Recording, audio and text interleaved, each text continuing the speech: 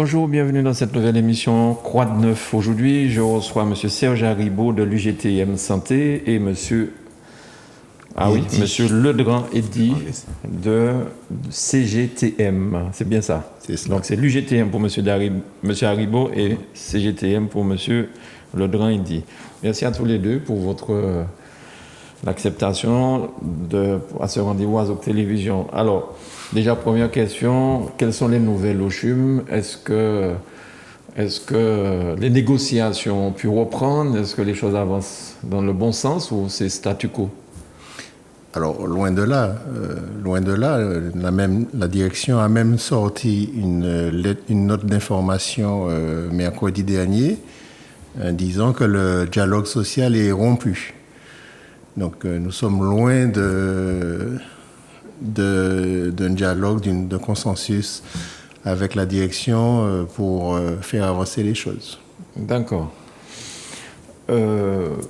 Alors, nous avons aussi ce rendez-vous pour parler du diagnostic du cancer en Martinique. J'ai un communiqué de presse qui parle du scandale du diagnostic du cancer en Martinique et je vois que depuis juillet 2021, plus de 1000 patients sont en attente de leur diagnostic, cancer et d'autres pathologies. Parmi ces patients, certains sont décédés sans qu'ils puissent obtenir les résultats de leur analyse. C'est relativement grave ça. Même pas le résultat des analyses, les gens ont pu avoir peut-être pour aller dans un autre hôpital en France peut-être.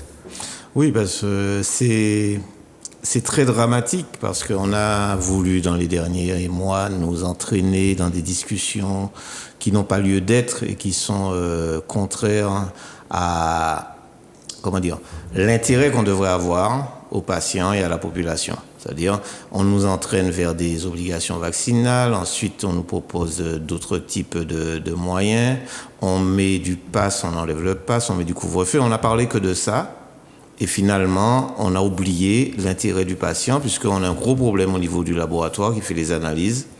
Entre juillet et maintenant, il y a plus de 1000 analyses qui n'ont pas été interprétées, qui ont été techniquées par les techniciens de laboratoire, mais il n'y a pas suffisamment de médecins dans ce laboratoire d'anatomocytopathologie qu'on appelle rapidement ANAPAT. D'accord. Et ça, c'est grave parce qu'il y a des patients qui attendent de savoir est-ce qu'ils ont effectivement un problème à ce niveau. Alors, ça peut être des tumeurs, ça peut être de la prostate, ça peut être un problème cutané, ça peut être aussi des problèmes digestifs dont on veut savoir l'origine. Et là, aujourd'hui, on s'aperçoit que répertoriés correctement, les plaquettes sont là pour être diagnostiquées, analysées, et on n'y arrive pas. Donc, entre juillet, où est-ce on a eu au mois d'août la loi d'obligation, et maintenant, c'est passé en second plan. Et vraiment, nous pensons qu'il y a lieu de véritablement tirer l'alerte, la sonnette d'alarme, pour dire, attention, il y a quelque chose à faire. Alors, très rapidement, pour dire ça, le personnel en place a eu un problème de conscience et a véritablement joué son rôle. Et je crois qu'il faut vraiment les féliciter, tous ces techniciens de laboratoire, tout ce personnel, secrétaire, ainsi de suite, qui ont osé écrire à la directrice. Pourtant, on lui avait déjà dit auparavant, il y a des choses, des dysfonctionnements dans l'établissement. On souhaiterait savoir quel plan elle avait, est-ce qu'elle poursuivait ce qui était en place, est-ce qu'elle prenait le temps d'analyser les difficultés que nous avions de fonctionnement? Eh bien non, l'orientation principale, toutes les notes qui sont sorties jusqu'à présent concernaient la mise en place de l'orientation vaccinale, l'obligation vaccinale. Et la seule note aujourd'hui de service que l'on voit qui est apparue, qui ne concerne pas ces sujets, c'est une note d'information concernant les dispositifs qu'ils comptent mettre en œuvre pour résoudre ce problème. Mais c'est un problème délicat, brûlant, et je crois que les familles ont trop tardé en notre sens et on lance encore à leur niveau il faut vraiment que les familles, que les patients et que l'association aussi qui s'occupe des usagers se penche sur ces problèmes et alerte plus rapidement. On ne peut pas rester 7 mois comme ça avec autant de retard de diagnostic. Qu'est-ce que la direction propose comme pour améliorer les choses? La direction propose en plusieurs étapes. Premièrement, le recrutement de médecins supplémentaires. Il faut savoir qu'il y en a 2. Il en faudrait à minima 4 et optimalement 5. Donc, il en manque 3. La direction propose le recrutement de médecins au mois de mars, début mars. Donc, c'est pas immédiat. Elle propose aussi d'envoyer les analyses pour interprétation dans un laboratoire privé en Guadeloupe. Et il y a une autre option aussi, c'est de faire en sorte qu'il y ait un praticien qui sorte du CHU de Guadeloupe pour venir en Martinique, renforcer l'équipe et donner un coup de main pour résorber ce retard. Et puis, il y a le recrutement aussi possible de médecins hors Union européenne, avec des diplômes hors Union européenne. Mais ça, on en avait déjà parlé. Et on s'aperçoit que aussi, ce dossier-là a été mis de côté. Alors, il s'agira de savoir aussi, si on fouille pour un peu plus, avant, au niveau du moment où est-ce qu'on a déclaré vraiment le Covid, combien de médecins y avait-il? Puisque c'est en 2020 qu'on a eu le décret disant qu'on pouvait recruter des PADU, des médecins hors Union européenne en Martinique, et Guadeloupe et Guyane. Et combien on en avait demandé pour ce laboratoire et combien il y en avait? Parce que si on s'aperçoit qu'on était toujours à 2 médecins avant cette possibilité et qu'on n'a rien fait, c'est encore plus dramatique. C'est-à-dire que ou bien on n'arrive pas à recruter des médecins dans le cadre européen, ou bien on avait la possibilité exceptionnellement de recruter ces médecins. Aujourd'hui, on nous dit on va demander un médecin supplémentaire, pas du. Donc c'est peut-être que ça n'avait pas été fait. Et ça, c'est à dénoncer aussi. C'est pas à l'époque où il y a eu des médecins cubains qui sont venus à la Martinique? Il y a eu des médecins cubains, mais c'est juste cette période d'après, puisque ça avait déjà débloqué un peu les esprits. Et puis, il y a eu un arrêté du ministère qui précisait les conditions de recrutement via l'ARS. Les dossiers ont été... la liste des demandes ont été faites par les établissements. Et c'est pour ça que je dis, si le CHU de Martinique n'a pas jugé bon, alors qu'il leur manquait des médecins, de demander de mettre sur la liste des médecins pour le laboratoire d'Anapat, je crois qu'il y a une difficulté majeure. Donc, il ne faut pas essayer de masquer tous les problèmes, il faut les résoudre dans l'immédiat, mais il faut vraiment qu'on solutionne ce problème parce que chlordécone, pesticides, malbouffe, et tout ça, ça entraîne des cancers, il faut qu'on les prenne en charge. Alors, monsieur sur le problème de l'ANAPAT, c'est un problème qui est vieux, ce problème-là, puisque bien avant la crise Covid, il y avait déjà des problèmes au niveau de l'ANAPAT où on avait investigué avec la direction. Nous avons eu l'occasion de faire plusieurs réunions avec le personnel et la direction pour résoudre un certain nombre de problèmes. Mais c'est vrai que la direction nous disait à l'époque déjà, mais vous verrez, on aura un nouveau bâtiment avec du nouveau matériel, tout ira bien. Effectivement, dans le cadre du cyclotron, on a un bâtiment qui est en train de monter dans lequel sera hébergé l'ANAPAT, le service de l'ANAPAT, avec effectivement du matériel neuf de haute technologie. Mais cela n'empêche que ça fait 3 ans. Ça va faire 3 ans, ça fait déjà 2 ans, plus ce nouveau bâtiment, je pense qu'il sera livré d'ici 1 an. Donc ça va faire 3 ans, mais pendant 3 ans, il faut bien prendre en charge les patients. Alors qu'en est-il du cyclotron, justement? Alors c'est plus qu'un projet maintenant, c'est un chantier qui est en cours et qui avance plutôt bien. Le matériel a déjà été commandé. Globalement, ça avance bien. C'est plutôt une affaire qui est rondement menée, mais c'est pas la panacée. C'est-à-dire qu'entre-temps, il faut bien prendre en charge les patients et toutes les biopsies qui sont faites en bloc et qui arrivent au laboratoire, il faut bien les traiter. D'accord.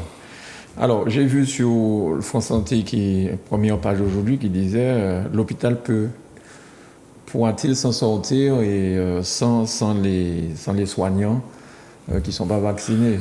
Enfin, il me semble avoir vu ça dans un magasin. Oui, alors sur cette question-là, ils ont la réponse. Ils savent très bien que ce ne sera pas possible. Aujourd'hui, le personnel est en grande souffrance.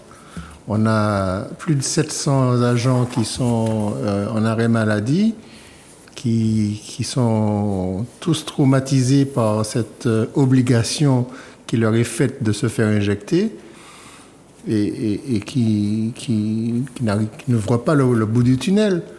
Et en fait, ça a forcément des conséquences parce que 700 agents de moins au chevet du patient, forcément, ça a une conséquence sur la prise en charge du patient. D'accord. Et j'avais même entendu dire à un moment donné que la blanchisserie aussi se mettait en grève. Tout ça, ce sont des choses qui impactent le CHUM, je suppose. Oui, on n'est pas une exception, hein, parce qu'on a toujours l'impression qu'on présente ici les établissements, les revendications, le personnel et les organisations syndicales comme des fouteurs de troubles, il faut le dire. Tous les établissements de France et de Navarre exposent les mêmes problèmes parce qu'on subit de plein fouet les politiques qui sont mises en place. Donc, les effectifs, on se souvient très bien, avant la période Covid, que les urgences étaient en grève, les hôpitaux étaient en coordination et étaient dans des mouvements forts. Et ces mouvements avaient ces mêmes thématiques de revendication. Les effectifs, les moyens matériels, l'hébergement des patients. Nous, c'est encore plus crucial parce qu'à 7000 km, on en est encore à demander que l'organisation réponde vraiment à l'attente de la population et aux besoins de la population. On a des lieux, et c'est pour ça qu'on dit que l'hôpital il va être en feu, parce que avec la crise Covid qui a été accentuée, on a mis de côté la prise en charge de certaines pathologies. Alors, quand vous dites que l'hôpital sera en feu pour assurer quand même les téléspectateurs, c'est au sens figuré, pas au sens propre. Au sens figuré, oui. Au sens figuré, surtout au niveau de l'avancée des dossiers, de mise aux normes, d'amélioration de l'hébergement. On a vu Emma Ventura, on nous dit qu'on va reconstruire, mais pour le moment, comme disait le camarade Eddy, qu'est-ce qu'on fait ? Pourquoi laisse-t-on l'État et qu'on court sur d'autres dossiers qui nous semblent moins importants ? Parce que suspendre des agents, ça veut dire diminuer nos capacités en effectif qui sont déjà pas suffisantes.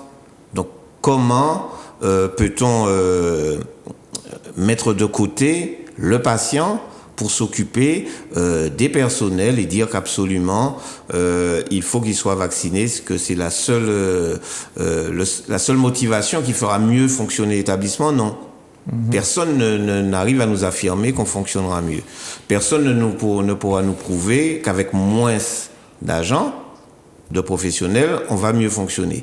Et puis la troisième chose, a-t-on un volant suffisant de personnel de santé, de professionnels de santé, alors qu'ils soient infirmiers, qu'ils soient médecins libéraux, parce qu'il y a des médecins libéraux qui sont mis en cause, là, qui sont en suspension. Le docteur Jos Pélage, d'ailleurs, il faut bien l'indiquer, est attaqué, convoqué devant l'ordre des médecins, et ça, il faut qu'on informe la population sur ça. C'est inadmissible que l'on ait des praticiens qui se mettent au service de la population, à donner un certain nombre d'informations et à faire en sorte que la population ait professionnellement, parce qu'elle travaille au Saint-Esprit, la population en a besoin. Et qui en Martinique peut nous dire qu'on n'est pas dans un désert médical? Donc il y a tous ces professionnels libéraux, orthophonistes, kinésithérapeutes qui sont attaqués. Et l'ensemble du tissu sanitaire, médico-social et hospitalier est attaqué aussi. Alors, quand on va dénombrer le nombre de personnes qui sont, comme ils disent, suspendables, si on les suspend, comment on fait pour fonctionner? Donc ils sont en train de faire des bricoles. On a reculé jusqu'à présent.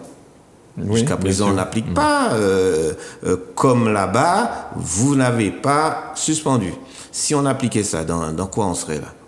On serait dans des difficultés insurmontables. Et c'est ça le feu. Les difficultés ne seraient plus surmontables.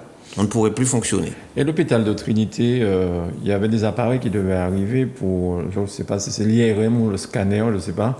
Le scanner est installé. D'accord. Mais le nouveau scanner est installé. Il faut dire que ça a pris du retard parce que, justement, dans la période Covid de juillet, donc ça se passe au début juillet, il me semble, de mémoire, le scanner de Mangovulsin est tombé en panne. Mais en panne irrémédiable parce que ça faisait 2 ans qu'il devait être remplacé, il n'avait pas été remplacé. C'est ce qu'on dit, hein, les dossiers ne sont pas suivis. Donc, le scanner qui devait être installé à Trinité a été mis à Mangovulsin. Donc, nous, organisation syndicale, on a donné notre aval pour ça parce qu'il s'agissait de prendre en charge la population, puisque le scanner de Trinité n'était pas encore obsolète. C'est-à-dire, quand je dis obsolète, complètement HS, ne fonctionnait pas, il fonctionnait toujours. Alors, un nouveau scanner a été installé, enfin, à l'hôpital de Trinité, mais il est déjà tombé en panne. Donc c'est toujours l'insularité, c'est un peu ça. Lorsqu'on est là-bas, on peut avoir un tube de remplacement très rapidement, dans la semaine. Quand on est ici, ça prend beaucoup plus de temps.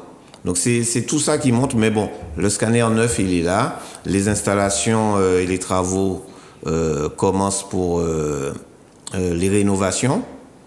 On sait pour la climatisation, un nouveau groupe installé, ainsi de suite. Mais si vous voulez, il y a un ralentissement.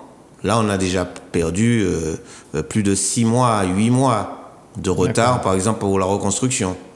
Alors, juste une dernière information. On avait un comité de pilotage dans lequel les élus devaient prendre part, avec les autorités, donc préfecture, ARS. Il y a longtemps qu'on n'a pas eu ce comité. Là aussi, au lieu de se préoccuper de choses secondaires, nous souhaitons que les politiques s'intéressent à ça, parce que la reconstruction de l'hôpital de Trinité, comme Emma Ventura, comme tous les plans, il ne suffit pas de donner des sous, il ne suffit pas de donner des chiffres, des millions. Ce qu'on veut, c'est le concret, la réalisation. Donc, il faut venir dans les réunions. Lorsque les réunions ne se produisent pas, il faut interpeller la préfecture. Donc c'est ça qui ne fonctionne pas, qui dysfonctionne. D'accord. On nous a parlé aussi de nouveaux vaccins en Martinique. Est-ce que vous pouvez nous en dire 2 mots, Monsieur Legrand? Alors, ce qu'on peut en dire, c'est que, enfin, moi je suis informaticien, donc je ne suis pas bien placé pour parler de vaccins. Donc moi, quand je n'ai pas l'information, je me renseigne auprès de gens qui sont les sachants. Et notamment, on a des camarades au niveau de l'intersyndicale qui sont médecins. Et donc, on a clairement posé la question de savoir ce fameux vaccin Novavax, qu'est-ce que c'est exactement? Est-ce que c'est un vaccin classique, comme on les appelle? Est-ce que c'est de l'ARN? Est-ce que c'est... On voulait savoir exactement ce qu'il en était. Alors, ce qui sort de cela, c'est que dans ce vaccin Novavax, il y aurait des capsules dans lesquelles seraient intégrées des nanoparticules. D'accord. Avec des perturbateurs endocriniens. La crainte que nous avons, que les médecins ont plus exactement, c'est que ces perturbateurs ne jouent un rôle destructeur avec toute la contamination au chlordécone que la population martiniquaise a déjà en consommant de l'eau, en consommant tous les produits qui sont infectés au chlordécone. Et en fait, c'est là que se pose le gros problème. Est-ce que c'est la bonne solution pour la Martinique? Quand nous disons que nous avons des spécificités et qu'il faut en tenir compte que la Martinique n'est pas la France, la Martinique n'est pas la Guyane, enfin, il faut vraiment que le gouvernement français entende par le préfet, hein, puisque c'est lui le représentant, entende ce genre d'arguments. Ouais. Parce qu'aujourd'hui, on se rend compte que finalement, on nous propose soi-disant une solution qui n'en serait pas une. Alors, qu'est-ce que vous pensez aussi de M. Attal qui dit que le pass vaccinal va être levé probablement fin mars, début avril? Est-ce que c'est par rapport à l'élection présidentielle qui arrive au mois de février, au mois d'avril, pardon, ou alors c'est parce que la maladie recule, la pandémie va vers la fin, on n'aura plus besoin de ce pass vaccinal? Alors, c'est sûr qu'il y a une amélioration de la situation sanitaire. Aujourd'hui, on peut clairement dire que les choses vont s'améliorant. Les contaminations sont moindres, enfin pas moindres, mais moins dangereuses. Les formes graves sont moins nombreuses. L'hôpital est moins embolisé qu'avant, que ce soit en France, que ce soit en Martinique. Quoique les chiffres de l'ARS montent un peu, on se rend compte que les choses s'améliorent. Et c'est vrai qu'il faudrait peut-être qu'on arrête de nous mentir un peu sur les chiffres, parce que il est indéniable que la situation s'est améliorée de façon conséquente.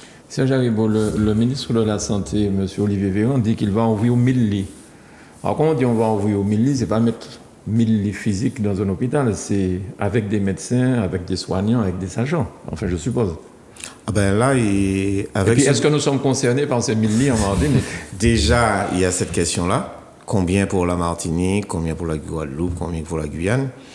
La deuxième chose, avec quoi? Donc, est-ce que ce sont des ouvertures de lits avec les mêmes effectifs? Et puis pendant ce temps-là, on veut suspendre des agents. Est-ce que l'environnement de ces lits-là est compris? À savoir, depuis l'agent de l'ASH, aide-soignant, donc des équipes complètes. De toutes les façons, les établissements, nous allons revendiquer si on augmente le nombre de lits. Il faut essentiellement comprendre ça. Et qu'on arrête aussi de faire des agencements en fonction de ce que l'on a, mais il faut vraiment qu'on demande des équipes complètes pour pouvoir traiter correctement et prendre en charge correctement les patients. Et c'est important pour nous de rappeler cela, parce que souvent on nous dit on vous augmente le nombre de lits, et puis patatras, derrière il n'y a pas les équipements, il n'y a pas les financements, et en plus il n'y a pas le nombre de personnel suffisant, et on fait des agencements, comme par exemple là on a des services, on mélange des lits Covid avec des lits non Covid. C'est pas sérieux et on peut organiser. Donc, on le fait pour pouvoir le faire en ayant le même effectif.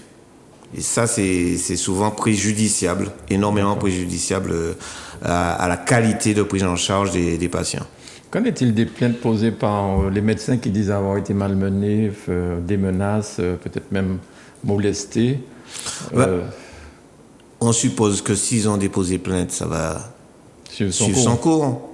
Mais quand on dépose plainte, on attend que la justice se prononce. Or, il nous semble qu'en Martinique, il y a plusieurs justices. Il y a la justice médiatique, parce qu'on a constaté que des médias ont décidé que les médecins ont été agressés, mais n'ont pas apporté d'éléments probants. Il y a la justice administrative, il y a le CHU de Martinique, la direction générale, qui indique et affirme que les médecins ont été agressés. L'ARS, de la même façon, communique que les médecins ont été agressés. Mais quand c'est nous qui disons quelque chose, laissez la justice traiter ce problème et attendons que la justice traite. Le préfet aussi. Parce que sur cette base-là, souvent on a des visiteurs qui nous disent « mais on a du COS là ».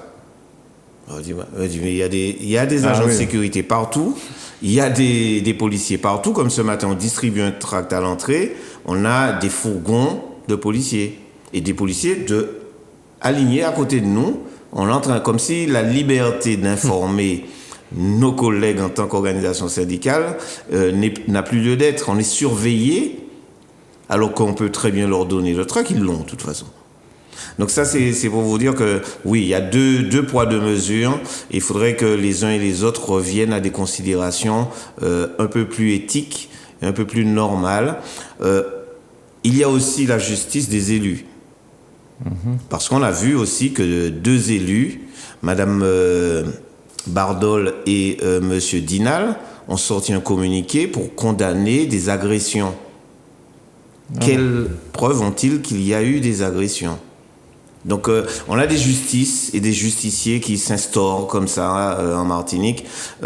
Par contre, nous disons, vous voulez la paix sociale, mettez la justice sociale en place. C'est-à-dire répondez aux besoins des gens socialement. Faites en sorte que le travail et les missions qui vous sont dévolues, vous les remplissiez correctement. Et pour le moment, ce n'est vraiment pas le cas. Il suffit pas de dire aux gens de se vacciner. On parlait des vaccins à l'instant. Mais quand je lis la note de Madame De Wild là, pour le CHU, il est bien écrit que les données des différentes études, je prends le dernier paragraphe, montrent une efficacité contre la transmission du virus. Par contre, l'efficacité contre les variants Delta et Omicron qui ont émergé après la fin du suivi des essais cliniques reste à confirmer. Mais avec cette note-là, on nous donne une feuille où est-ce qu'on demande aux agents qui veulent se faire vacciner avec le Novavax, la nouveauté, actez que vous vous engagez à vous faire vacciner. D'accord. Donc ça veut dire quoi? Ça veut dire la responsabilité individuelle sera donnée à l'agent et on attire vraiment tout le monde, tous les professionnels sur cette question-là. Ça veut dire que lorsque vous aurez signé cet engagement de prendre dans le mois qui suit Novavax, si vous ne l'avez pas pris, vous serez suspendu. Vous serez suspendu, mais si vous l'avez pris, vous êtes responsable parce que vous avez signé. C'est ça. Donc c'est là que tout le monde pense que la responsabilité de l'établissement est engagée. On sait très bien qu'un juriste derrière viendra nous dire « Oula, le patient, il a signé. Hein. » Ou alors, là, c'est pas le patient, c'est le professionnel accepté volontairement de prendre le vaccin. S'il est décédé, comme on a entendu une assurance dire, il s'est suicidé. Oui. Puisqu'il a accepté tout seul. Voilà. Merci beaucoup à tous les deux, Monsieur Lodrin-Eddy, merci beaucoup, Monsieur Arrivo, merci beaucoup pour ces informations très importantes pour les téléspectateurs de Zouk Télévision. J'ai entendu aussi Monsieur en Guadeloupe, Monsieur Domota, qui dans une prise de parole, qui expliquait un peu les mêmes choses que vous êtes en train de dire là en ce moment en Martinique. Guadeloupe, Martinique, c'est même bité, même bagaille apparemment. C'est la même lutte. C'est à croire que nous ne sommes pas tout à fait au sol. Voilà.